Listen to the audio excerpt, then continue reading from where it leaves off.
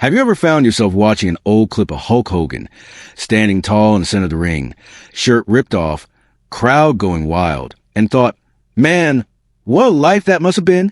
All those cheers, the spotlight, the legacy, it almost seemed like he was untouchable, like nothing could ever bring him down. But sometimes the people who seem the strongest on the outside are the ones battling the deepest wounds on the inside. That's the thing about legends. We see the glory. We see the bright lights, the championship belts, the roar of the arena, but we rarely see what happens when the crowd stops cheering, when the cameras stop rolling, when the man who gave everything to the ring is left alone with nothing but pain, memories, and silence. And now, the news is out. Hulk Hogan, the man who defined an entire era of professional wrestling, is gone, pronounced dead after years of physical punishment, silent suffering, and a brutal career that pushed him past every human limit. And as that news sinks in for millions of fans around the world, so does a deeper, heavier truth. Because this wasn't just about age. It wasn't just about time catching up. It was about what that time did to him, what the ring took from him, and what he had to rely on just to keep going. Behind the muscles and the charisma and the Hulkamania chants was a man desperately trying to survive. A man who lived through more than 20 major surgeries, on his knees, back, hips, you name it. Not because he was reckless, not because he didn't care about his health, but because he simply couldn't stop. Because wrestling was more than a career, it was his identity. It was his oxygen. And every time his body told him to quit, his heart told him to keep going. But pain has a price, a quiet, relentless, grinding price. And for Hogan, that pain became part of his everyday life. Waking up stiff, struggling to walk, having to brace himself just to get out of bed. Imagine that. Imagine your body being your enemy every single morning. And then imagine knowing you still had to smile for fans, show up for events, look like the larger-than-life hero everyone remembered. Now imagine doing that for decades. When pain becomes a constant, people find ways to cope. Some turn to meditation. Some turn to therapy. Some turn to sheer grit and denial. And some turn to pain pills. That's where Hogan's private nightmare began. He once admitted that he hit painkillers hard. Not in some party-fueled Hollywood lifestyle way. Not for fun. But because it was the only thing that helped. The only thing that dulled the fire burning in his joints, his spine, his muscles. It became a ritual. A lifeline. A way to silence the screaming pain that never really went away. And when something becomes your only relief, it becomes your prison too. That's the thing about addiction. It doesn't always look like chaos. Sometimes it looks like survival. Sometimes it looks like a man doing everything he can just to keep moving, just to be able to stand, just to walk through the airport without wincing in pain. Just to get through a public appearance without showing the fans that their hero was crumbling inside. Hulk Hogan wasn't a rock star spiraling out of control. He was a wounded warrior patching himself together day after day with whatever tools he had left. And those tools eventually included pills. Lots of them. He didn't hide this. In fact, he opened up about it later in life. Not for headlines. Not for sympathy. But because he wanted people to know what this life, this brutal, punishing, larger-than-life path, had actually done to him. He wanted people to understand that the pain never went away, that the fame, the cheers, the belts, none of it could erase the damage. And by sharing his truth, he gave other people permission to talk about their own pain, their own struggles, their own demons. There's something deeply human about that. We tend to think of celebrities, especially athletes, as invincible. They're strong, they're tough, they push through anything. But that's the illusion. That's the mask.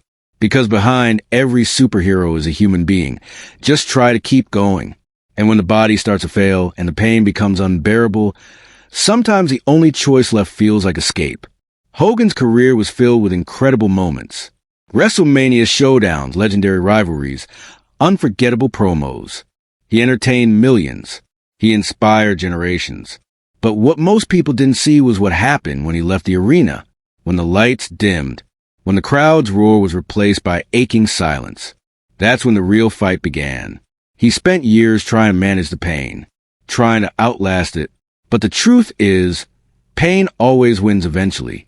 And the more you fight it, the more it owns you. The more you pretend it's not there, the louder it screams back. That's the part of the story we don't talk about enough. Hogan tried everything, not just surgeries. He looked into alternative therapies, tried to clean up his health, explored spiritual healing. He really wanted to change. He wanted to break the cycle, to feel good again, not just for his fans, but for himself. But some damage you just can't undo. He confessed this openly. He talked about how the pain changed him, how it made him angry, how it made him distant, how it made him feel like a prisoner inside his own body. And still, through all of it, he kept showing up, kept shaking hands, kept smiling in pictures, kept being Hulk Hogan for everyone else, even when he didn't feel like Hulk Hogan anymore. And that's what makes a story both inspiring and heartbreaking. Because how many of us do the same thing in our own way? How many of us pretend we're okay when we're really not? How many of us push through pain, not because we're brave, but because we think we have to be? Hogan's story is a mirror. It's a reminder that strength isn't always about pushing through. Sometimes real strength is about speaking up, about saying, I'm hurting, I need help. That's what he did in the end. He stopped pretending. He told the truth. And that truth, it wasn't pretty. It wasn't glamorous. It was raw. It was painful. But it was real. And because of that, it was powerful. That's what we're left with now. Not just a headline. Not just a loss. But a legacy of honesty. Of someone who, despite everything, chose to open up about the parts of his life that no one ever saw. So what do we do with that? We remember him. Not just the legend. Not just the entertainer, but the man, the husband, the father, the human being who struggled, who suffered, who tried his best every single day, even when it wasn't enough.